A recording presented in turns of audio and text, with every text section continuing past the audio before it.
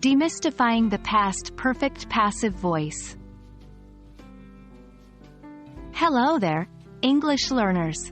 Today we're diving into an interesting part of English grammar, the past perfect passive voice. This might sound complicated at first, but we're here to make it easy for you. So, let's jump in and start demystifying this topic together.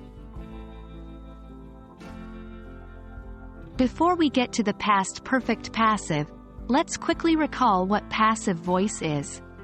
The passive voice is a grammatical construction where the object of a sentence becomes the subject. This shift puts an emphasis on the action being performed, rather than the performer. Example in active voice: the dog, subject, chased, verb. The cat, object.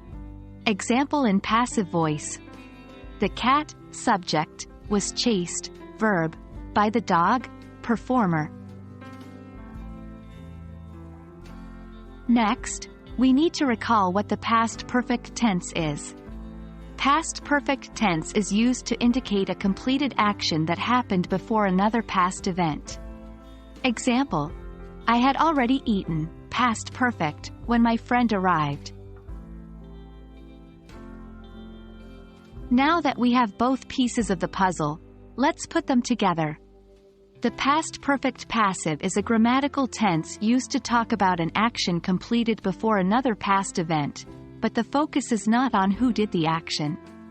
The structure is subject plus had been plus past participle. Example: the dinner had been eaten, past perfect passive, by the time she arrived.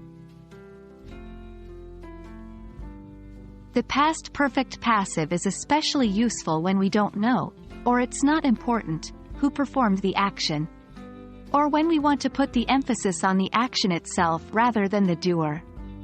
Example: the report had been completed, past perfect passive, before the meeting.